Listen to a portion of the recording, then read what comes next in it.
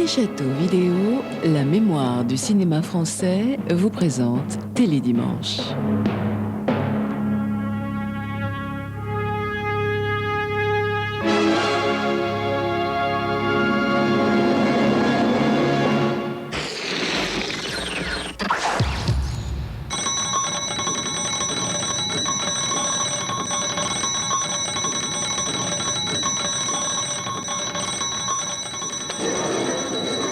Salut au théâtre ce soir, le journal télévisé et des dizaines d'autres émissions ont été créées par Pierre Sabag. La télévision française lui rend hommage. C'est donc un télédimanche spécial que nous vous proposons avec des documents d'archives et des témoignages. Une dizaine d'invités vont venir me rejoindre sur ce plateau. La plupart d'entre eux sont déjà arrivés. Georges Decaune, Guy Lux. Ils ont tous travaillé avec Pierre Sabag, Pierre Tchernia,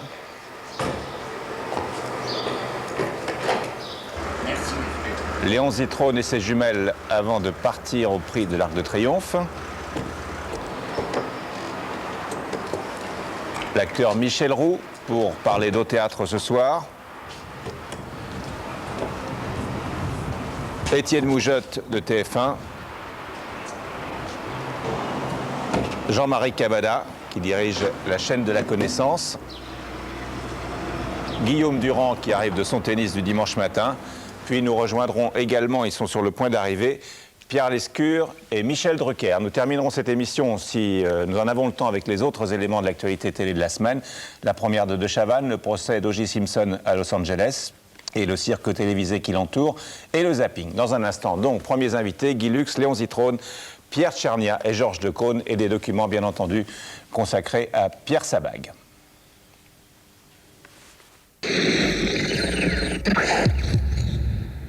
Bien, messieurs, merci d'être là. Vous avez plusieurs points communs. Vous avez travaillé avec Pierre Sabag, tout le monde vous connaît, et puis vous êtes tous grands-pères. Alors, la première question que je vais vous poser, c'est comment décririez-vous Pierre Sabag à l'un de vos petits-fils ou à une de vos petites-filles qu'il a très peu connu, Pierre Tchernia?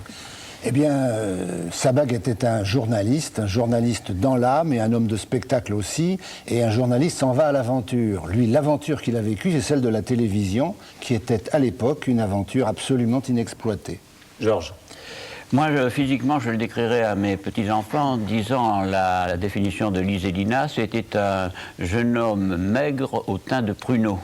C'était ça, un pâtre grec pour moi, Sabag, et sur le plan des relations, c'était pas un chef, c'était un copain, c'était un garçon de 20 ans. Nous partagions le privilège d'avoir 20 ans en même temps. Guy Lux. Je dirais, petit bonhomme, si plus tard tu fais de la télé, prie le bon Dieu que d'avoir comme patron Pierre Sabag. Il t'écoutera, il te recevra et il fera des émissions avec toi. Léon Zitrone. Il fera des émissions avec toi, je dirais au petit. Il sera soit devant, soit derrière la caméra. Il savait réaliser les émissions et il savait présenter les émissions. C'était formidable, c'était un homme universel dans ce métier en tout cas. Alors, les grandes lignes de sa carrière retracées en 4 minutes par Michel Royer. Il y a des tas de gens qui entrent en religion, moi je suis entré en télévision, c'est tout. Merci mon père. Chez les catholiques, Pierre Sabag est l'un des pierres fondateurs qui entre dans sa religion dès 1946, jeune reporter de guerre, pour imaginer et diriger le premier journal télévisé. L'ancêtre direct des grands-messes de 20 heures. Il a même failli devenir le plus ancien martyr lors du premier reportage en extérieur. Allant chercher une info plus vite et plus haut, il fracasse son ballon contre des pylônes.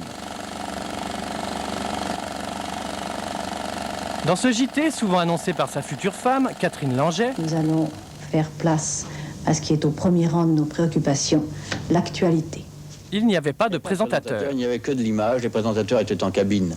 Nous essayons de chasser le verbe au profit de l'image, et puis nous en sommes revenus au verbe, bien sûr. En 1954, il part explorer la jungle du privé, à Europe 1, dont il revient avec des idées de magazine, comme cet ancêtre d'Ushuaïa. Mesdames, mesdemoiselles, messieurs, amis de l'exploration et de l'explorateur, bonsoir. Il est l'homme à la pipe, qui installe aussi à l'antenne un genre d'avenir, les jeux. Le gros lot, l'homme du XXe siècle, avis aux amateurs. Pardon, excusez-moi. Non, rassurez-vous, je ne suis pas en train d'enfiler des perles. Non, du tout, j'étais en train de mettre les boules. Les boules Ah, vous n'avez peut-être pas compris. Vous concourez Mais pour si nous prendre avons compris, un jeu, c'est une émission avec des candidats qui répondent à des questions pour gagner quelque chose. 4 épreuves, 2 questions par épreuve. Une partie de l'enseignement de Jésus se présente sous forme d'histoire ou de parabole. Des questions dures, Mademoiselle, quels sont les 4 personnages de la parabole du bon samaritain? des candidats forts, Il y a l'homme blessé sur la route pour de des gains Jérusalem à modestes. Jéricho. Oui. Mesdames, Mesdemoiselles, Messieurs, bonsoir. Le débat que je vais tenter d'animer a pour titre, vous l'avez vu, le grand reportage.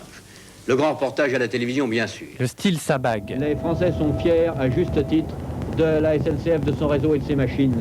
Et c'est pour ça que nous sommes à bord aujourd'hui du Mistral pour mieux voir. Sabag est l'un des piliers de la maison. Jeu, direct, débat et aussi responsabilité à la direction de l'info. Et puis ensuite, et pour 20 ans, l'émission culte de son palmarès. Au théâtre ce soir-là, Robert Manuel, Catherine Langeais. La pièce que nous venons de jouer est de Marc Gilbert. Tous les vendredis Sauvageau. soirs, une pièce du répertoire de Boulevard avec ce fameux rite final entrecoupé d'applaudissements.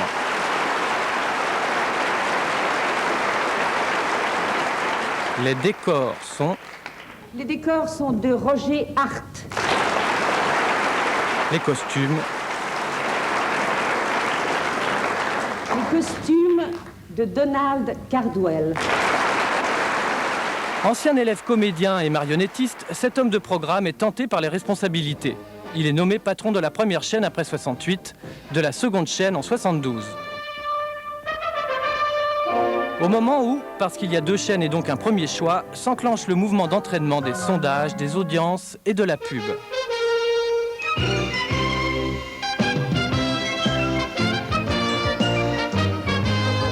À la fin de l'ORTF, il choisira TF1, conseiller et producteur notamment d'Au Théâtre ce soir. En 82, la Sophirade, en 86, le Conseil supérieur de l'audiovisuel de l'époque, la CNCL. Elle va m'aider à mettre mon micro-cravate, ce que je n'ai jamais su très bien faire. Voilà. Denise, merci. À la soirée d'inauguration de TF1, il était là. On peut remettre tout en jeu. On peut tout remettre en jeu sur 3 questions. Alors, est-ce que le flambeur sera... je ne sais. C'était il y a 20 ans. Pierre Sabag a beaucoup inventé.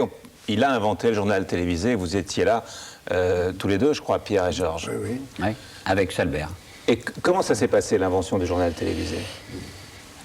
Ben je crois que, Georges, tu peux en parler, parce que toi, tu étais à la radio avec Pierre, ce que je n'étais pas, moi. Ça, nous sommes sortis de la radio, Salbert, Sabag et moi, et nous étions les volontaires pour faire un journal télévisé et passer à la télévision, c'est-à-dire quitter la notoriété de la radio pour la clandestinité de la télévision qui n'existait pas. C'est le premier générique? C'est le premier générique, oui.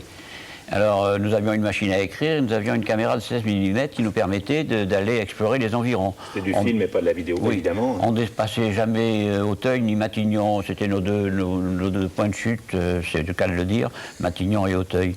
Alors, dès qu'on formait un cabinet, par exemple, à cette époque-là, et il tombait souvent, on envoyait Vakevitch tourner la formation du nouveau cabinet. Il rentrait avec un taxi le plus vite possible pour être en mesure de le présenter avant qu'il ne retombe. Et il n'y avait pas de... Il y avait Anjubeau, le chef monteur. Tout ça, ça se passait à Cognac-G dans les locaux de la pension de famille. Voilà les journalistes autour de Sabag, je crois me reconnaître. Hein. Et j'ai reconnu Tchernia, Debouzy, Pierre, Salbert, enfin c'était la petite équipe des tout débuts. Quand on ne voyait pas la tête des journalistes. Là, quand on voit la tête des journalistes, c'est que le temps a passé. C'est Claude Darget. Et 55, 56. Oui, ça a tout changé d'ailleurs, parce qu'on était connus par notre style avant et après on a été connus par notre tête et beaucoup d'entre nous ont perdu au change. Ça c'est les 6 jours. Ça c'est les 6 jours. Ça a été un grand morceau de bravoure, les 6 jours télévisés. On les a fait pendant 6 jours et presque 6 nuits. Des directs très longs. Et comme il n'y a rien à dire aux 6 jours, c'est un serpent qui tourne en se mordant la queue, les 6 jours. On ne sait jamais où est le premier, où est le dernier, que c'est comme dans l'Évangile. Bref, il fallait meubler, et on meublait avec Sabag, on trouvait des formules. Alors vous, Pierre? Ben, les souvenirs du journal télévisé, c'est que surtout il y avait 3000 postes et uniquement dans la région parisienne. Et quand par hasard on rencontrait quelqu'un qui reconnaissait notre voix, il nous disait mais j'ai la télévision, j'ai la télévision. C'était l'émerveillement pour eux, c'était l'émerveillement pour nous. C'est-à-dire qu'on était en train d'utiliser un outil sur lequel on n'avait pas de mode d'emploi. Et vous n'imaginiez pas ce que ça deviendrait? Absolument pas. Parce que entre nous, on ne s'est jamais dit un jour il y aura 10 millions de spectateurs. Un jour, c'était ce qu'on ferait demain, c'est-à-dire des reportages, comme l'a dit Georges, très simples. Puis vous savez, on a eu du son, des caméras sonores qu'en 1954. Donc les 3 premières années du journal télévisé, eh bien en effet, tout tenait par le commentaire que nous faisions derrière, qui changeait complètement de ce qu'étaient les actualités cinéma, où les gens connaissent des commentaires plus pompeux. Et Pierre Sabag était le patron de tout ça dès le début. Et Pierre Sabag était le patron de tout ça. Moi, ce qui me frappe à la réflexion, c'est de penser que la veille encore, il était un radio-reporter de grande qualité, de la radio française, et que du jour au lendemain, il n'allait plus sur le terrain. Il nous téléguidait. Mais il était passionné de tout ce qui se passait. Nous lui racontions la façon dont on avait travaillé, et tout ça faisait une osmose. Je dois dire qu'on a vraiment travaillé dans un climat de très bonne qualité. Alors Guy Lux, est-ce que vous aviez autant d'idées? Est-ce qu'il avait autant d'idées que vous, d'idées de jeu? Parce que moi, je le retrouve plus tard. Moi, je le retrouve vraiment dans le contexte des jeux. C'est-à-dire, c'est avec l'homme des jeux que tout d'un coup, nous fraternisons et on en invente ensemble. Lui, il en avait fait, comme on vient de le voir, bien avant moi. Et on en a fait quelques-uns, et le plus célèbre d'entre eux, parce que ça a été une aventure extraordinaire et un beat gigantesque, s'appelait Impossible n'est pas français. Mais là, c'est là où on s'apercevait que Pierre Sabag permettait tout, autorisait tout, venait sur le terrain, quand il s'agissait par exemple de faire écraser un œuf par un tank de 30 tonnes. Ça lui plaisait beaucoup, ça. Il avait l'humour dans la tête. L'une des grandes réussites dans les jeux, ça a été l'homme du XXe siècle. Ah, l'homme du XXe siècle, oui, d'ailleurs, à mon avis.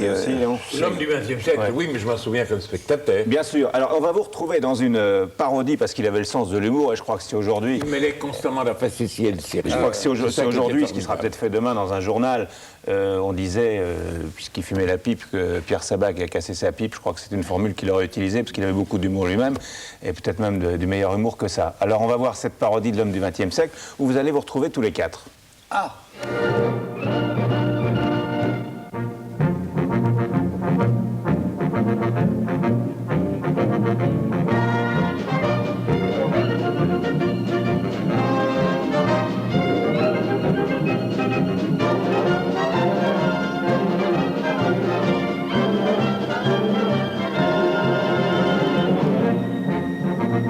Par ici, s'il vous plaît.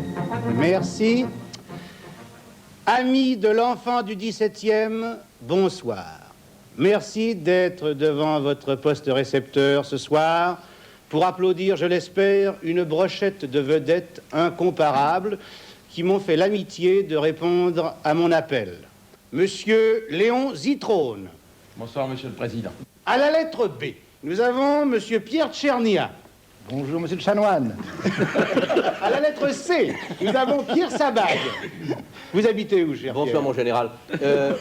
J'habite dans le 16e, boulevard Manuel. À côté de chez vous. À côté de le conventionnel. Oui. Bravo, bravo, continuez. À la lettre D, nous avons monsieur Guy Lux. Bonsoir, caporal. Monsieur Couder, où habitez-vous? Moi, j'habite à la campagne, à Neuilly. Bravo. Avenue Claude d'Arger prolongée. Parfait. Très belle avenue. Et enfin, à la lettre F, monsieur Pierre Bellemare. Eh bien, j'habite le département ouest de Paris. Je présente maintenant le jury. J'ai nommé monsieur Claude d'Arget. Catéolien, votre honneur. Catéolien, c'est-à-dire? À Chatou. Chatou, comme tout le monde sait. Et enfin, Georges de Caunes.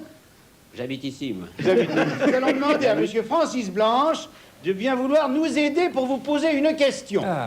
Je vous présente Francis Blanche. Bonjour, monsieur Francis Blanche. Soyez le bienvenu. Combien parmi ces 10 personnes, à votre avis, portent des bretelles? Bon. Monsieur Zitrone, voulez-vous nous montrer? Monsieur Zitrone, 6. Mettez un trait en Monsieur dessous parce que Tchernia. vous allez les retourner après en disant 9. Monsieur Tchernia, monsieur Blanche. Monsieur Tchernia, 4. Monsieur Coudet, pardon, Monsieur Sabag, 6. Monsieur Guilux, 3. Monsieur Couder, 6. Monsieur Bellemare, 3. Alors maintenant, moi personnellement, je n'en porte pas. Oui. Donc. Non plus. Alors, montrez.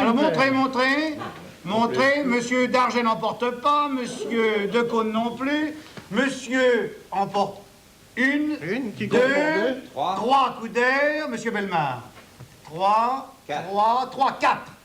4. Ils sont tous perdus. Non. Monsieur Tchernia marque 7 points. Bravo, monsieur Tchernia. Bravo, monsieur Blanc. Bravo, monsieur Tchernia. On a de la chance. quelle viande vous mangez à la sauce au vin? Est-ce de l'ours, du kangourou, de l'éléphant, du bœuf, du zébu ou du lion? Dites-nous immédiatement ça pour 50 points, n'est-ce pas? Je pense que c'est chaud. C'est chaud, oui, mais c'est bon. Je vous rappelle, est-ce de l'ours, du kangourou, Mais c'est de du l'éléphant, du bœuf, du zébu ou du lion? Ça m'a l'air d'être du bœuf, hein. Vous n'avez qu'une seule réponse. Vous répondez? C'est pas bon en tous les cas. Qu'est-ce que vous répondez exactement? Du bœuf? Je tiens la réponse pour acquise. Fais-moi goûter. Allons-y, attention. Attention, la sonnerie. On partage des points. On partage des points. Kangourou. Vous partagez les points? C'est possible. C'est Monsieur Tchernia qui a raison. C'est du kangourou. C'est du kangourou. Donc, nous avons 25 points pour Monsieur Tchernia. Et 25 points pour Monsieur Guilux. Vous avez partagé, n'est-ce pas? Gentil, merci. Bien, bravo Pierre, vous avez gagné. Ouais. Vous fumiez beaucoup. Hein. Sinon, j'ai une cigarette au bec. Ouais. Ah, ça me stupéfie.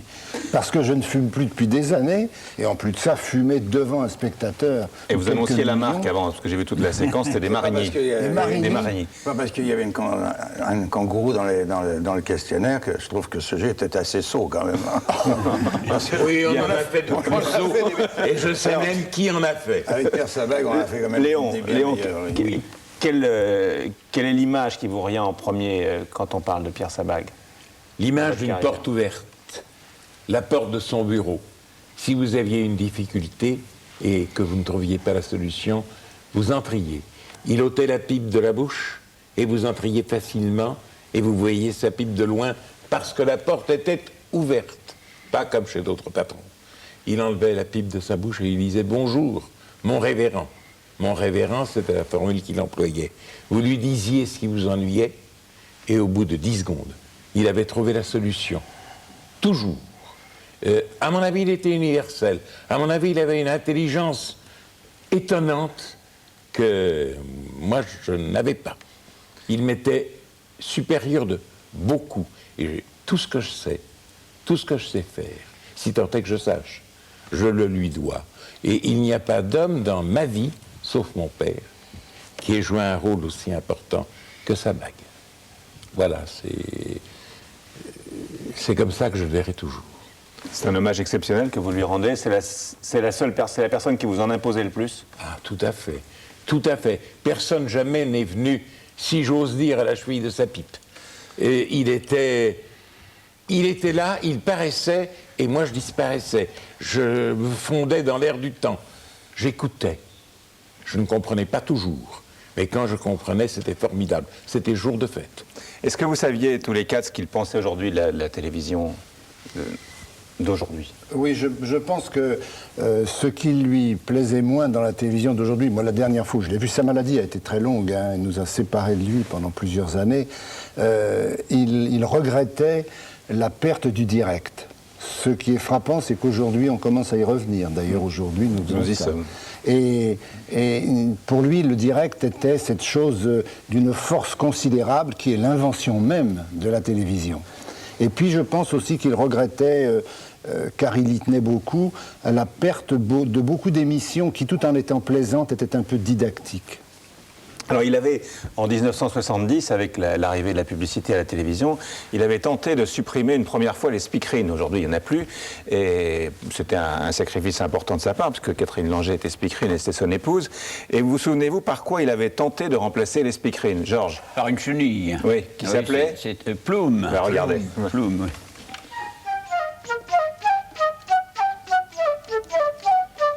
Qui se souvient de Plume? Oh, bonsoir, vous êtes là. En janvier 70, une marionnette d'André Taon divise gravement les lecteurs des journaux télé. Sujet qui me préoccupe. En effet, vous savez qu'il y a eu des référendums, des votes, etc. Êtes-vous plumiste, anti-plumiste? Oh, qu'est-ce qu'on en a entendu là-dessus? Oui, allez, viens vite. Croche. C'est Pierre Sabag, dans le but de détendre un peu ceux que les publicités agacent, qui a programmé ces 5 minutes d'anthologie quotidienne et en direct, juste avant la tranche des réclames, on ne disait pas encore page de pub, de 20h30. Alors, je t'invite en l'heure à regarder la tranche de ce soir. Regarde la jolie tranche que l'on a. la belle réclame qu'on va voir. Plume voulait des crouches-crouches. Des crouches-crouches. Oui, crouche-crouche, c'est ça. Crouche-crouche, là, c'est sur le... Oui, voilà, c'est ça. voilà. Oh, c'est pas crouche, là, ça fait c'est un vloup, petit là. crouche, Voilà, voilà. crouche. Ah, voilà, j'aime. Plume avait fait un disque. Attention petits et grands, voici la chenille. Regardez bien votre écran quand je me tortille. Je m'appelle Plume. Mais elle avait remplacé la speakerine habituelle. Oh, je suis bleu ciel pour la télévision noir et blanc et blanche pour la télévision en couleur. Et au bout de 3 mois, on a remis la speakerine. Plume, en fait, agaçait plus de monde que la pub. C'est vrai, ça n'était pas le plus heureux. Ouais. Non. Est-ce que vous êtes aujourd'hui un petit peu nostalgique de cette période de la télévision, Guy? Je crois qu'on est tous nostalgiques quand on atteint un certain âge de cette télévision d'aventure dont parlait Pierre Tchernia, et cette télévision de direct, parce qu'il se passait quelque chose de nouveau tous les jours. Maintenant, tout a été inventé, tout a été revu, corrigé. On n'invente plus, on refait. C'est du duplicata maintenant. Comment vous dites, Léon? On pourlèche. On pourlèche. Mais là, c'est vrai que c'était l'aventure. Et lui, avec sa chaleur humaine, parce que ça sera certainement la dernière fois que j'aurai l'occasion de le dire, la chaleur humaine de Pierre Sabag était irremplaçable dans tous les domaines. Lui, il le voyait avec une porte ouverte. Moi, je le vois beaucoup plus assis au milieu du théâtre 102, puisque c'était un peu la demeure. Écoute, tout à l'heure, Georges Decaune disait qu'il demeurait là, mais j'ai demeuré, moi, pendant 22 ans au théâtre 102, à la Maison de la Radio. Il venait s'asseoir pendant les répétitions, et avec sa pipe, et rien que son sourire, ça y est, ça nous donnait du courage. C'était un type formidable. Formidable. Georges? Moi, je suis renchéri sur Tchernia quand je dis qu'on a la nostalgie de la télévision d'avant, qui était une télévision de direct, la télévision de Jean Darcy, parce qu'il faut aussi citer le nom de Jean Darcy, comme celui de Jean-Luc, comme celui de Vital Gaiman, qui sont les grands hommes clés de la télévision. Et la télévision directe, c'est la télévision du sport, par exemple. Le sport est le spectacle en direct le plus passionnant et qui retient le plus d'attention parce qu'on ne sait pas la fin. Tandis que tout le reste, on sait par cœur tout ce qui va se passer, ne parlons pas du théâtre classique ou de la fiction, mais la vie journalistique, la vie qui se renouvelle à chaque minute, c'est ce que devrait transmettre continuellement la télévision. On devrait être des spectateurs. On y revient. On y revient, il faudrait qu'on y revienne, me semble-t-il. Merci à tous les quatre d'être venus en ce dimanche matin. Je sais, Guy et Léon, où vous allez tous les deux, au même endroit. C'est vrai. Hein, à Longchamp. C'est vrai. N'oubliez oui. pas vos, mes jumelles. N'oubliez pas Oui. vos jumelles. Voilà. Dans un instant, je recevrai Michel Roux et nous parlerons de Au Théâtre ce soir, qui a été l'une des créations les plus populaires de Pierre Sabag, et ensuite Les Patrons de chaîne, puis Guillaume Durand et Michel Drucker.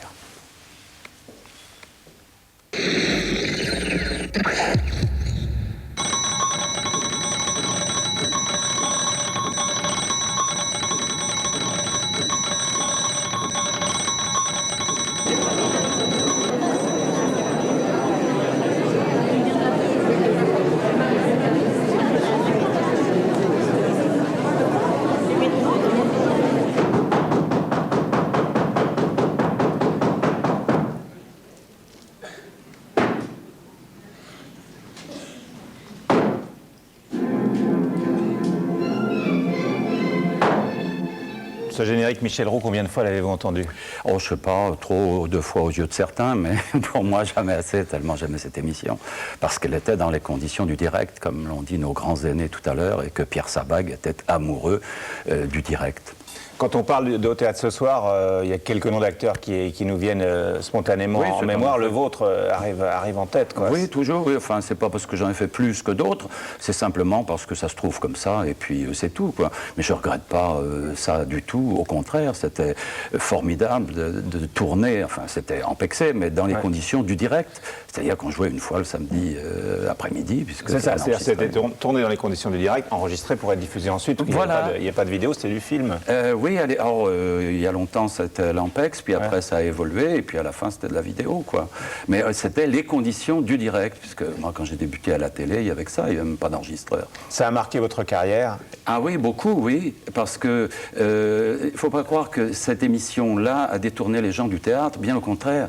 Ils venaient voir au théâtre Marigny si ça ressemblait bien à ce qu'ils avaient vu dans le poste, quoi. Et le patron du théâtre Marigny, c'était? C'était Elvire Popesco, Hubert de Mallet, et puis Robert Manuel. Voilà, alors on va écouter Robert Manuel, son témoignage sur Pierre Sabag. C'était un comédien qui avait fait du théâtre et qui connaissait tous les problèmes que nous pouvions avoir de donner des pièces en direct. On en donnait 4 par mois, 1 par semaine. Et on répétait 1 mois. C'est-à-dire que le théâtre Marigny était une volière. On répétait partout, on répétait sans arrêt. Il nous donnait des conseils en disant « Écoute, ça, c'est pas possible pour la caméra. Ils ne peuvent pas entrer de ce côté-là, il faut qu'ils entrent de l'autre côté. Ou alors, fais attention, à un moment donné, un tel est trop de dos. » Enfin, c'était des conseils de comédiens, mais en même temps d'hommes de télévision. C'était la télévision incarnée. Il y avait, je ne dis pas un style au théâtre ce soir, mais il y avait une manière d'aimer le théâtre et de faire en même temps de la télévision et non pas du théâtre filmé, ce qui est tout à fait différent. Interview recueillie par Christian Desplaces. Michel Roux, ça vous manque au théâtre ce soir? Est-ce que vous pensez que ça manque aujourd'hui à la télévision, cette émission? C'est pas à moi de le dire, mais d'après ce que j'entends, oui, il y a beaucoup de gens qui ont la nostalgie de cette époque et des retransmissions de pièces de théâtre. Mais comme tout est cyclique, ça reviendra peut-être un jour. Moi, c'est pas tellement de parler de moi qui est intéressant, c'est surtout de lui. Et moi, le souvenir que j'en garde, c'est celui d'un honnête homme. C'est-à-dire que dans toutes les conditions de l'existence, soit professionnelle, soit vie privée, il s'est toujours conduit honnêtement face aux situations. Et Dieu sait s'il a eu à en affronter, et de sérieuses, tant sur le plan privé que sur le plan professionnel. Et c'était l'honnêteté, l'intégrité qui se dégageait de lui, en plus de son enthousiasme, qu'elle allait jusqu'au potage attardé, quelquefois. Tellement il aimait rire, tellement il était vivant, tellement il était formidable comme patron. Moi, je l'ai connu en tant que... J'ai eu des rapports d'employé à patron, puisque c'était lui le patron de cette série-là, et moi j'étais soit metteur en scène, soit acteur, soit les deux en même temps, ça dépendait, et quand il faisait confiance, il déléguait ses pouvoirs, et il n'y avait pas de contrat ni de parole, il disait d'accord ou pas d'accord, point. Merci Michel Roux, je sais que vous allez partir au théâtre, car vous jouez cet après-midi. Le Canard à l'Orange au théâtre d'Onou. Enfin, voilà, vous n'étiez pas venu là pour le dire, c'est moi qui vous l'ai demandé. Avant de recevoir les patrons de chaîne pour le plaisir, et on va juste réécouter ça. Les décors sont de Roger Hart.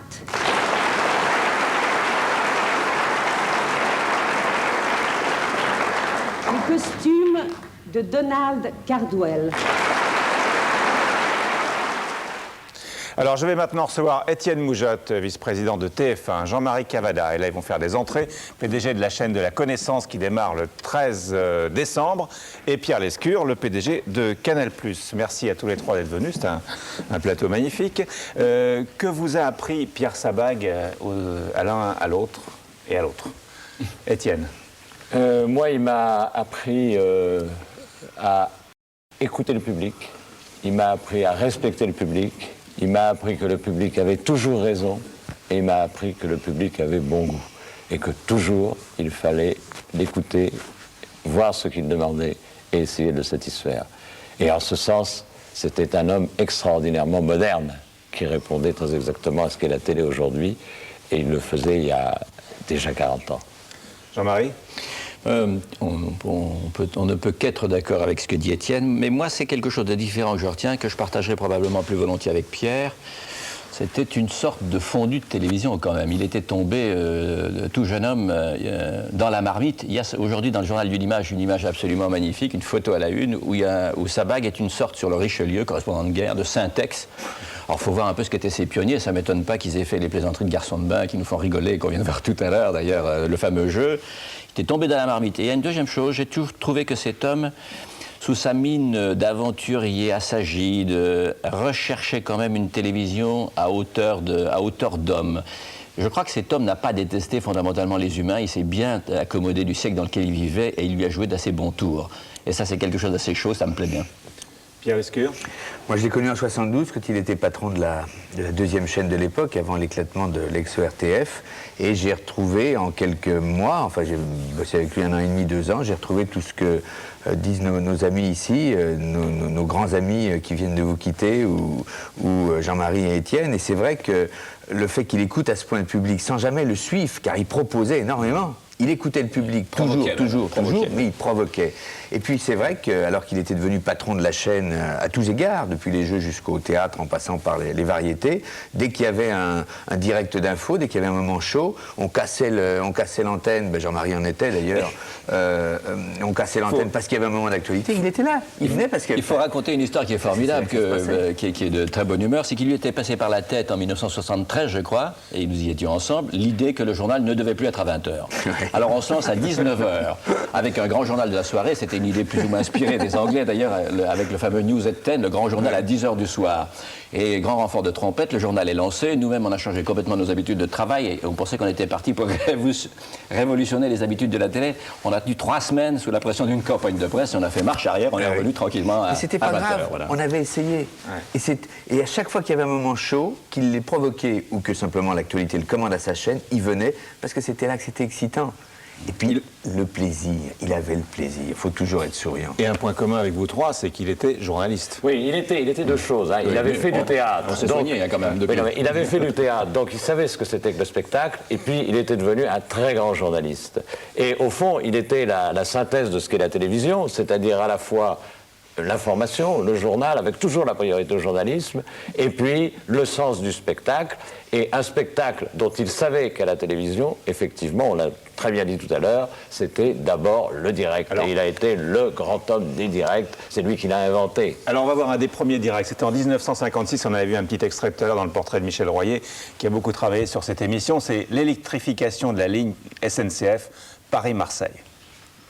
J'espère qu'elles vous parviennent avec la qualité qu'elles sont pour nous dans le train. Voici maintenant l'Alouette 3, où est située la caméra qui nous permet de vous donner ces images. Actuellement, nous roulons toujours à 140 à l'heure et c'est une vitesse absolument extraordinaire. La SNCF est à l'heure en général, pourquoi ne le serait-elle pas? Eh bien, nous voici maintenant sur ce plan qui est en face des rails, c'est-à-dire l'image qu'a le pilote de la locomotive, et vous voyez ces moucherons qui se sont écrasés.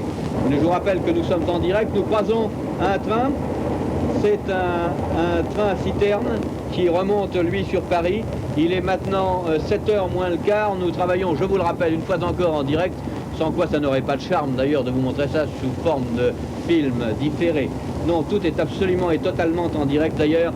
Depuis Paris, nous voyons les gens sur les bords de la voie. Je dois vous dire, non pas à vous, monsieur Jay, qui le savait très bien, mais que dans la cabine avancée, il y a une caméra, une grosse caméra et une petite. Voici la petite caméra qui est fixe et qui n'a pas de caméraman et qui permet de voir des plans directement sur les rails, alors que le compteur de vitesse nous indique que nous sommes à 120 en raison de la sinuosité de la voie à cet endroit. Et voici cette caméra qui nous donne l'avant et nous voyons le Rhône latéralement, alors que cette voiture, ce Mistral roule à toute vitesse. Monsieur, c'est grâce au pantographe que nous prenons l'énergie. Exactement. Oh, il y a une main qui vient d'entrer dans le champ, oui, nous mentions, et il faut le dire, c'est une maquette. C'est une maquette qui, placée le long de la vitre, donnait cette impression de rapidité, et derrière, nous voyons la véritable usine électrique. Et voici le train vu d'un peu plus haut.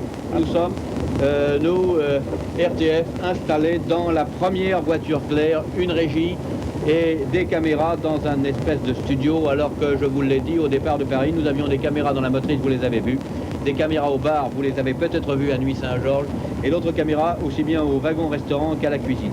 Et toujours... Voilà, c'est une leçon de direct, c'était un des premiers directs, et il explique tout. Oui, c'était un pédagogue né, il avait le besoin d'expliquer, le besoin de tout expliquer, y compris ce qu'il y avait derrière. On l'a vu tout à l'heure dans l'extrait que vous passiez, Michel, on le voit avec il a préparé un jeu de mots avec ses boules, j'avais enfilé des perles, etc. Il préparait toujours un truc souriant, parce qu'on est là pour faire du divertissement, en même temps c'est intéressant, et puis expliquer. Et je me souviens quand tu faisais allusion, Jean-Marie, à l'histoire du journal avancé, puis on revient 3 semaines après, on se retrouvait, moi j'ai été le témoin, j'étais pas acteur, le témoin de discussion entre les patrons de l'info à l'époque et lui, mais comment on va faire passer ça? On explique. On va vers le client, on lui explique. Le client, c'est le public, il est intelligent, sinon je ne chercherai pas à le séduire. Donc je lui explique. Je le mets complice, je lui explique mes raisons. Ça c'est des leçons à garder. Moi, je voudrais dire une petite chose qui sera sans doute rapporté à sa famille. Bon, je gardais comme certains d'entre nous des contacts assez réguliers, mais pas amicaux ni intimes, ça ce serait faux de le dire. J'ai vu son humeur un peu se gâter sur l'évolution des choses, pas sur la télévision commerciale, parce qu'en matière de commerce, il s'y connaissait, mais plutôt sur le fait que le verbe n'ait pas repris assez le dessus par rapport aux signes, ce qui était dit tout à l'heure dans un de vos reportages. Moi, je lui dois une reconnaissance très forte que je n'oublierai pas d'une manière ou d'une autre. Je suis entré à la télévision nationale, pas la petite régionale, on nous regardait de haut comme ça, vous voyez, nationale, grâce à lui, c'était en août 72, et toi, Pierre, est arrivé quelques mois plus tard, et on avait l'impression d'une bande de fous, vraiment une bande de fous, et il a fallu vraiment travailler dur, parce que c'était aussi un homme très dur, j'ai trouvé que cet homme était très exigeant. C'était un patron, hein. Il avait, enfin moi je l'ai aussi connu tout jeune journaliste, c'était quand même un monstre sacré. Et Léon Zitrone disait que quand on rentrait dans son bureau, il résolvait les problèmes. C'est vrai que moi, quand j'avais 27 ou 28 ans dans son bureau, j'étais extraordinairement intimidé. C'était déjà... On a souvent entendu des éclats de voix à travers cette fameuse porte. C'était quelqu'un d'immense déjà à ce moment-là, il dominait ça. Et d'ailleurs, vous voyez, ce soir, j'ai décidé tout simplement sur TF1 de lui dédier la soirée. Il n'aimait pas les hommages. Et il avait cette idée que le show must go on, le show doit continuer. Eh bien, on lui dédiera ce soir la soirée Talon Aiguille d'Almodovar. Film extrêmement moderne, car Sabag était sûrement un homme, pas du 20e, mais du 21e. Merci à tous les trois d'être venus ce matin. Il y a 22 ans, Armand Jameau, qui fut lui aussi l'un des complices de Pierre Sabag, lançait une émission que vous connaissez tous, qui s'appelle Des chiffres et des lettres. Merci de m'aider. Et les lettres, c'est très dur pour nous, les chiffres. Pour sa rentrée, cette émission culte se modernise. Michel Royer. Du changement dans l'inusable des chiffres et des lettres, voilà qui méritait bien une invitation à la presse sur le studio 40 de France 2. Pas de changement dans l'équipe, Bertrand et Ariel, Arlène et Yvette, Laurent Roumeshko à la présentation et le grand patron en personne, Armand Jameau. Vous êtes en train de gâcher de la pellicule. Armand Jameau, l'un des plus importants producteurs de l'histoire de la télé française, qui a créé le mot le plus long en 1965 pour en faire 7 ans plus tard des chiffres et des lettres.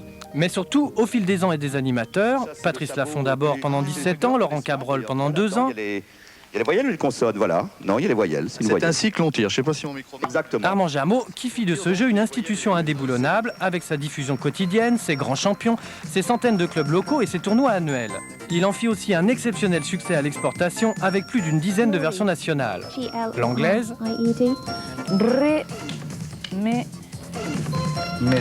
l'espagnole, la flamande, la grecque ou même la croate. Bon, monsieur Jameau, quelles sont aujourd'hui les modifications? La première, c'est qu'on a changé le décor. C'était très nécessaire. Ce décor me plaît beaucoup, il est très chaud. La deuxième modification, la plus importante, c'est que nous avons maintenant mis l'électronique au service des chiffres et des lettres. C'est chiant, ce genre de truc doit s'organiser, bordel. Je voudrais qu'on m'envoie quelque chose là-dessus. Fini les manipulations de cartes pour les voyelles, les consonnes et les chiffres. C'est un ordinateur qui le fera désormais par le biais d'un écran tactile. Alors, hop, Purinal. Alors, hop, et tout l'objet de la première émission, tournée ce jour-là, sera d'expliquer cette révolution aux 2 millions de pratiquants. Je tiens à vous rassurer, vous téléspectateurs, cette nouvelle formule ne va rien changer pour vous. Là, tu leur parles les yeux dans les yeux. Hein. Pour vous, voilà, pour vous, parce que j'ai mis les téléspectateurs. Tout à l'heure, on a dit qu'on soulignait, on le souligne, et puis après, on le répète. D'accord. Cette nouvelle formule ne va rien changer pour vous. Cette nouvelle formule ne va rien changer pour vous. J'insiste, et Armand Jameau y a veillé tout particulièrement. Message passé. Mais qu'en pensent les joueurs, ainsi ce vainqueur du dernier tournoi des clubs? Il faut vivre avec son temps. Bon, l'informatique fait des choses intéressantes, donc autant s'en servir, et puis on va aller de l'avant. Et ces dames? C'est pas mal, c'est plus juste. C'est plus juste, oui, c'est plus juste, mais enfin, c'est en panne, là. Ça, c'est moins bien. Eh oui, c'est en panne, là. Manque de peau pour cette première, mais coup classique avec l'informatique, il y eut un bug dans le système. C'est la journée. C'est une panne qui s'est produite sur l'écran tactile d'un candidat. Et visiblement, ça a dégagé une carte d'entrée-sortie. Une carte d'entrée-sortie, ça fait presque regretter les cartes manuelles d'antan. Voilà. Je pense qu'on va essayer de se prévoir un filet informatique plutôt qu'un jeu de cartes. Ça serait mieux. Enfin bref, le tournage fut reporté à plus tard. Bah oui, ça marche pas, alors. Le filet informatique fut trouvé et la nouvelle formule, qui, insistons encore une fois, ne change rien, est tout à fait prête pour vendredi prochain. Pascal. Mais ce qui est sûr, c'est que cette nouvelle formule ne changera pas le plaisir du parfait petit zappeur. Avec un seul N. Ah non, bon. Non. Si vous voulez dire des conneries, il faut deux N. Deux N. Oui. Nous terminons cette émission avec Guillaume Durand et Michel Drucker qui vont venir me rejoindre, qui reviennent de leur sport matinal du dimanche matin, le tennis pour Guillaume et le vélo peut-être pour Michel. Bonjour à tous les deux. Bonjour. Donc cette émission, vous le savez, est consacrée à Pierre Sabag. Je voudrais savoir si vous, je pense Michel, vous avez travaillé avec lui, Guillaume, vous non. Et savoir, Michel, ce qu'il vous a apporté, et vous, si c'est quelqu'un qui a laissé une trace, même chez des gens comme vous qui n'ont pas travaillé avec lui. Bah, évidemment, parce que c'est la télévision qu'on regardait quand on était jeune et qu'on n'y travaillait pas. Deuxièmement, moi je considère qu'il faut toujours avoir une dette dans la vie vis-à-vis des gens. Ce matin, j'étais en train de jouer la finale du championnat de France des journalistes à Roland-Garros. Ben, on est parti en courant, on a enlevé tout ça pour venir, parce que ça me paraît important, même pour quelqu'un que j'ai pas connu, de venir, de dire ce qu'on lui doit à cause du fait que c'est le direct et que c'est ce que j'aime à la télévision. On a fait une émission il y a 2 jours ensemble, poubelle. Voilà. On en refait une, on est en direct et tout ça, on le doit à Sabag. En plus, il y a dans tout ça une espèce de parfum d'aventure, enfin les 4 qui étaient là, puis après les autres. Et quand même d'amitié, évidemment les téléspectateurs qui nous regardent n'ont pas vu, mais en coulisses ils s'embrassaient, quelque chose de fondamentalement chaleureux. Et je trouve que la télévision maintenant est devenue un petit peu un monde d'égoïstes, du chacun pour soi. Et même s'il y a eu de la dureté, et Michel va en parler tout à l'heure, il y a quand même quelque chose qui est profondément humain dans tout ça, qui moi me touche, parce que finalement c'est une des seules raisons pour lesquelles on peut faire de la télévision, autant rester chez soi autrement, quoi.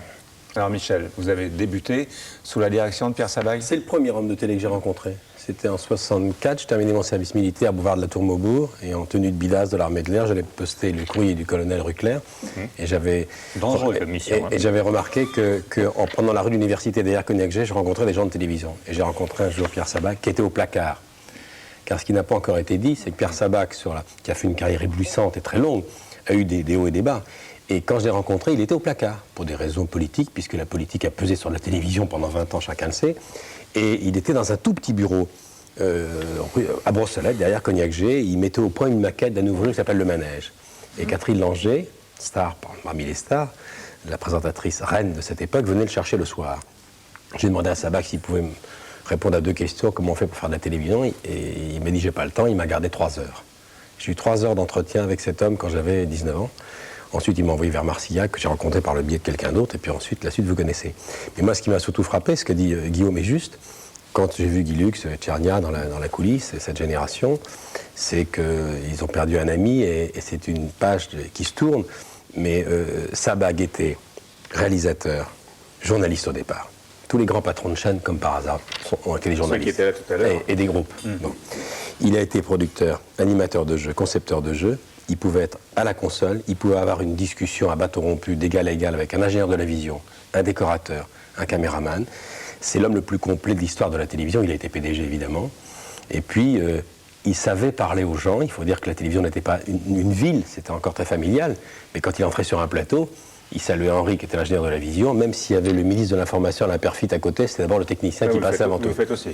Oui, non mais je veux dire, c'était pas ni par démagogie, ni par paternalisme, il était comme ça. On l'a vu dans son direct, là, avec le train. Ses copains, c'était les techniciens, et ses amis, c'était les téléspectateurs. Alors, on a parlé beaucoup de la télé du passé, mais en fait, là, on se rend compte qu'il y a ça... Peu de choses ont vraiment changé. On revient au direct. Les idées, on revient au direct. Et il y a quand même des excès qu'on ne connaît pas encore en France. C'est dans l'émission qu'on avait enregistrée, Guillaume, et qui ne passe pas aujourd'hui. Je vais quand même passer ce reportage qui était prêt sur le procès de O.J. Simpson, la star du football américain aux États-Unis, qui est soupçonné d'avoir tué sa femme et l'amant de sa femme. Ce procès fascine les télé américaines et c'est un vrai cirque médiatique à Los Angeles, d'où Laurent Saïm nous envoie ce reportage qui ressemble parfois au Festival de Cannes. C'est ce qui s'appelle un festival de la justice, avec sa star, l'avocat O.J. Simpson, qu'il faut approcher de près et qui, en vedette du moment, ne dit pas grand-chose aux 2800 journalistes accrédités qui se battent pour l'approcher. Lundi, en ce premier jour de ce procès dit du siècle, la télévision a donc déployé ses échafaudages de 22 mètres de haut pour mieux dominer la situation, résister au tremblement de terre et montrer ses stars. Lui en est à son 18e direct de la journée, répétant qu'il est bien comme on voit devant le palais de justice.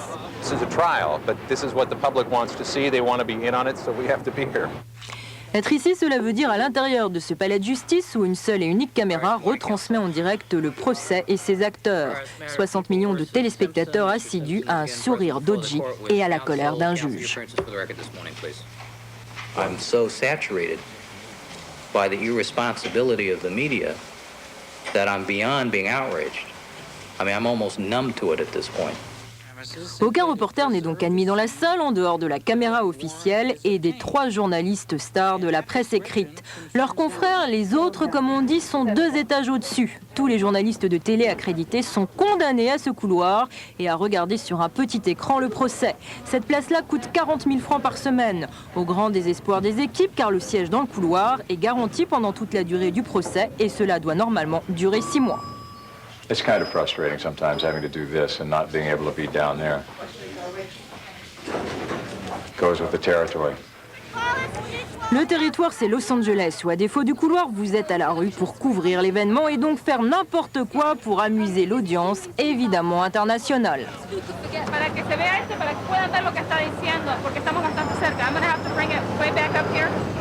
Et dans un petit jardin transformé en studio, la télévision à défaut d'idées cette semaine se filme entre elles pour montrer le cirque. On en aurait presque oublié Odji. Ici, la journaliste de CNN en est à son 52e direct de la journée pour montrer qu'elle est toujours là. Again, you just put your blinders on and go to work. Sometimes you can be distracted, but again, we are in the business of live television, so we try not to be. Et profitons des joies du direct, le public vient devant le palais pour passer à la télé. Lui a choisi Beethoven et $1 pour proclamer l'innocence d'Odji et évidemment, il fait de l'audience. Tout y passe, du club pour Boy Scout à Jésus-Christ, sans oublier les signes et déclarations hostiles à la télé. You're going to be entertained by me? You guys are sick! We have our own TV there that only has the facts. Why don't you guys take a break from all the hype? Why don't you take a break from the celebrity and the ratings? Start reporting some facts once in a while. Mais justement, décrire la réalité est aujourd'hui hallucinante. Comme pour une première du cinéma, les télés sont désormais parquées derrière des barricades, attendant chaque jour le mot de l'avocat.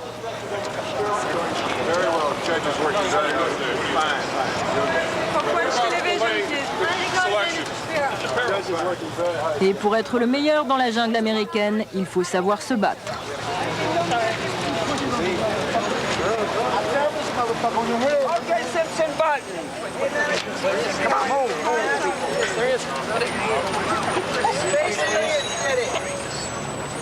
Piétinés par nos chers confrères, nous avons lamentablement échoué. Mais rassurez-vous, les télévisions ont tout prévu. On peut réécouter sur magnétophone les mots sacrés de l'avocat. Il disait aujourd'hui qu'il n'avait rien à déclarer.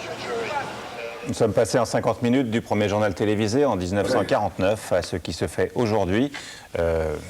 J'allais dire de pire, c'est pas le mot, mais de plus excessif dans la couverture de l'actualité. Si Pierre Sabag voit ces images, il doit casser sa pipe d'orage.